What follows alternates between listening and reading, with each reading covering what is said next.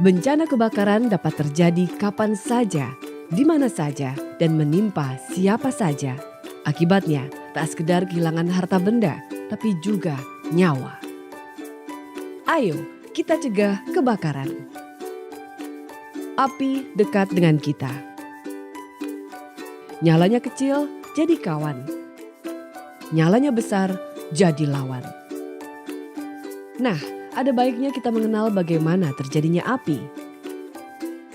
Api adalah suatu proses kimia, yakni proses oksidasi cepat yang menghasilkan panas dan cahaya.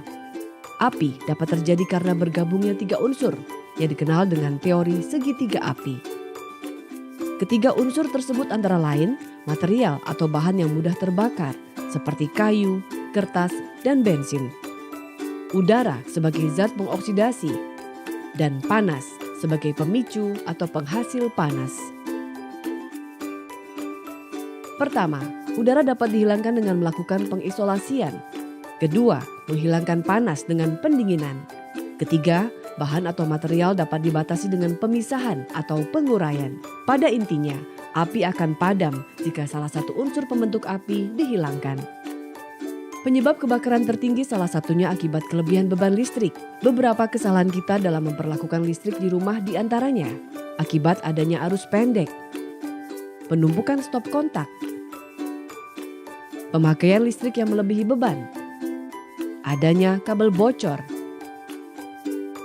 peralatan listrik yang tidak standar, modifikasi sekring atau MCB, adanya penyambungan yang buruk. Jadikan listrik sebagai kawan dengan cara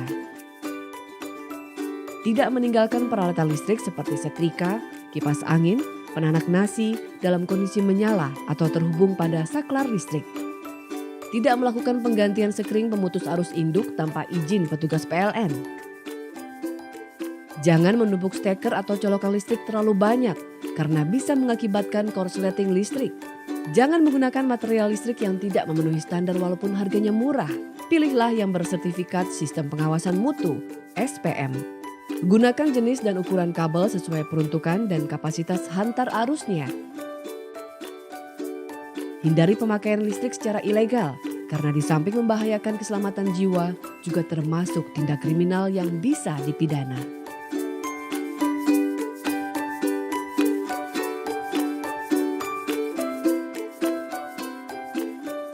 Alat pemadam api ringan, APAR, bisa menjadi pertolongan pertama memadamkan api. Lalu bagaimana cara menggunakan APAR? Tarik untuk membuka kunci pengaman.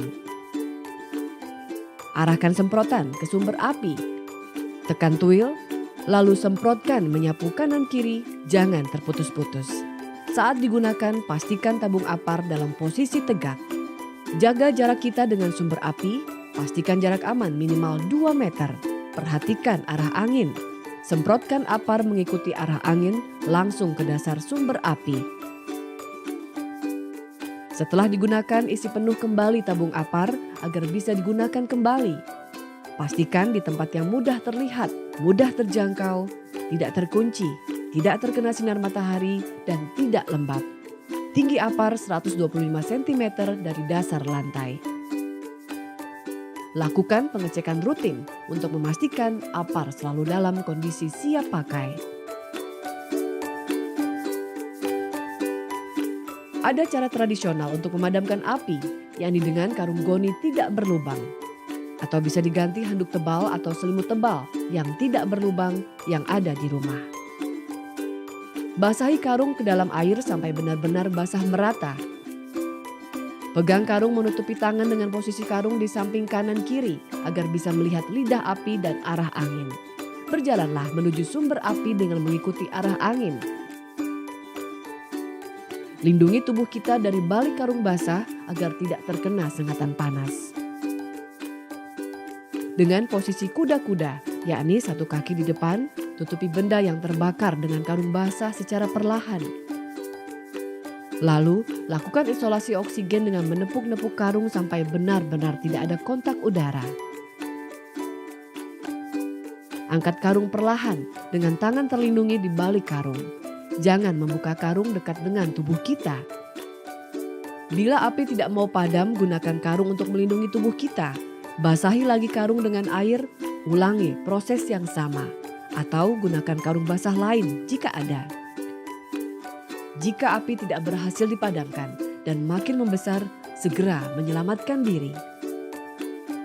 Cara yang sama juga bisa digunakan untuk menyelamatkan anggota keluarga meninggalkan kobaran api.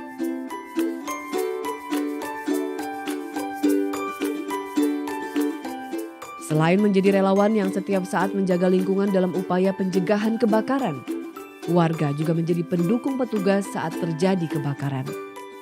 Lalu apa yang harus dilakukan Satgas untuk memudahkan upaya pemadaman api? Segera hubungi petugas pemadam kebakaran terdekat. Berikan informasi yang dibutuhkan oleh petugas pemadam kebakaran, antara lain memberitahu petugas asal api, adakah warga yang terperangkap api, lokasi sumber air terdekat, dan apa saja yang terbakar.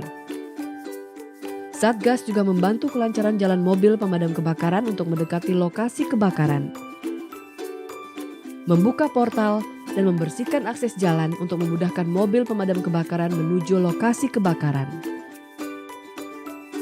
Satgas membantu menenangkan warga dan membantu evakuasi korban kebakaran. Semua kebakaran bermula dari api kecil. Jangan biarkan ia membesar dan merugikan kita semua.